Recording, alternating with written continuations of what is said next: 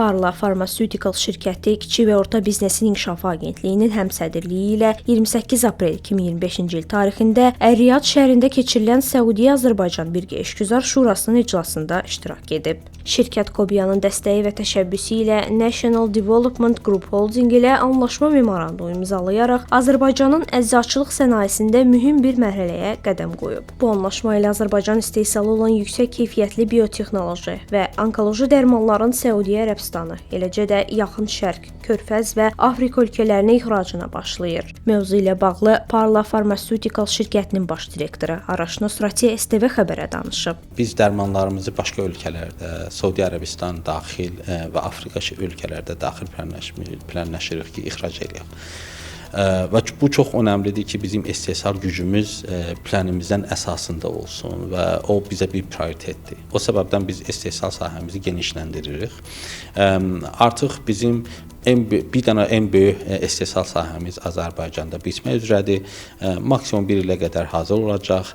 Avropa üzrə GMP sertifikatları olacaq və o olacaq bizim ən önəmli istehsal sahəmiz.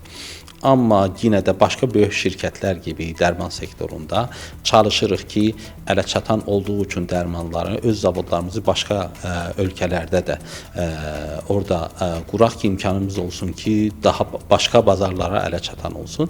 Səudiyyə Ərəbistanda onun bir nümunəsidir. Araş bəy dərmanların hazırlanmasında yerli alimlərin də yer aldığını vurğulayıb.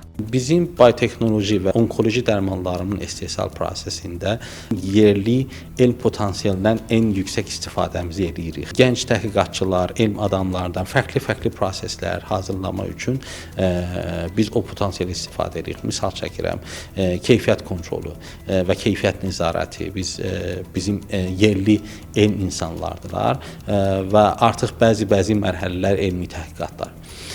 Ondan əlavə biz Tibb Universiteti ilə də əməkdaşlıq edirik. Baş direktor əczaçılıq sahəsində Azərbaycanın gələcəyi ilə bağlı proqnozlarını da paylaşıb. 2020-nin əvvəlində biz 98% dərmanları idxal edirdik Azərbaycan. Cənab Prezident 2020 mayda dərman üzrə bir fərman imzalatdı ki, imkan verirdi ki, yerli istehsal genişlənsin. Dərman sektorunda 5 il çox qısa zamandır. Amma biz 5 il ərzində artıq dərmanlarımızı başqa ölkələrə ixrac edirik. Və bu göstərir ki, bizim ölkə bu sahədə nə qədər inkişaf edir. Amma aynı zamanda mən düşünürəm ki, minimum Azərbaycanda 10-20 bizim gibi şirkət ehtiyacı var ki, həm ölkəmizə və həm də başqa ölkələrə ixrac edək.